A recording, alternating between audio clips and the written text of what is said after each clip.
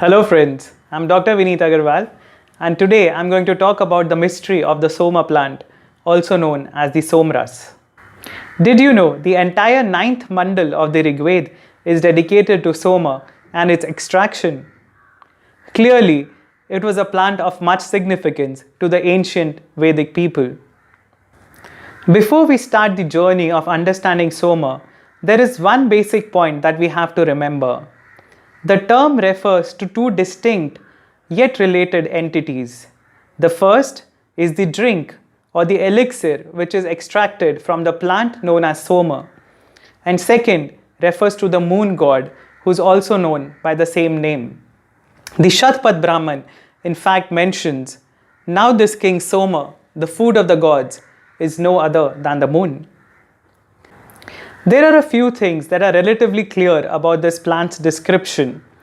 It was more or less like a shrub with very few or no leaves, and it favored the hills and the mountains. The stem was jointed and the juice was extracted not from the fruit or the flowers, but actually from the stem. It was not very easy to procure, and that is why it was considered extremely precious. The scriptures describe the effects of this Soma as invigorating more than intoxicating.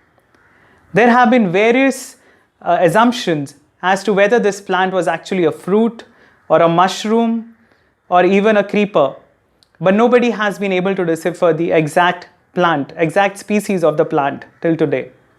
Let us focus on the extraction of its juice.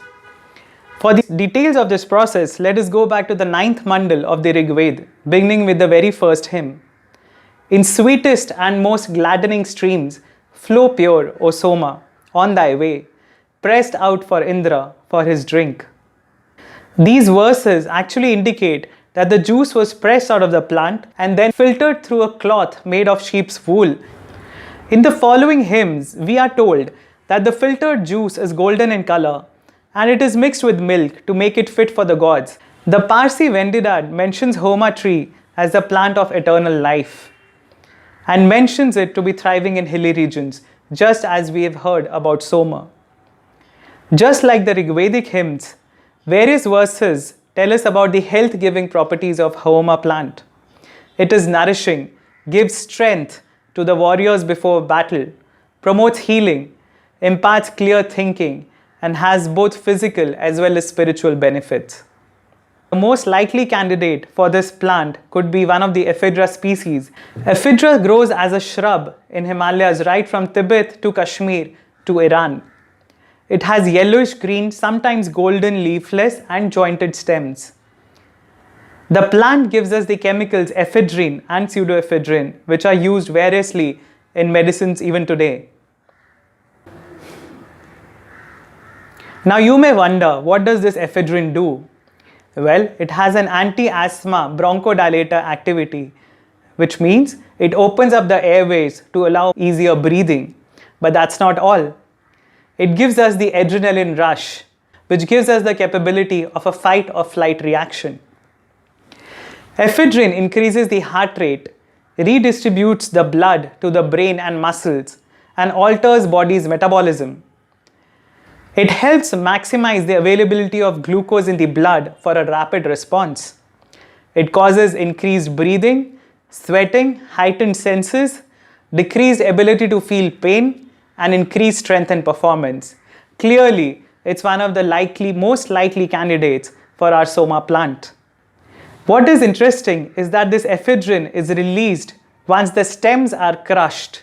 It is not released from the fruits or the leaves of this plant, just as mentioned in the extraction of Soma. It seems extremely likely then that this Soma that was consumed by Indra and the other gods right before their battles, instead of being an intoxicant, was an invigorating chemical such as the ephedrine. When ephedrine is taken in large doses, it also causes hallucinations. This may perhaps explain why Indra was so paranoid all the time. A lot of people believe that Soma is an extinct plant, and perhaps we may never be able to identify which was the Rigvedic Soma which is glorified in the ninth mandal. But I believe unless and until we approach this scientifically and logically, it may yet remain an unnecessary mystery which could actually help us understand the lives of the Vedic people much better.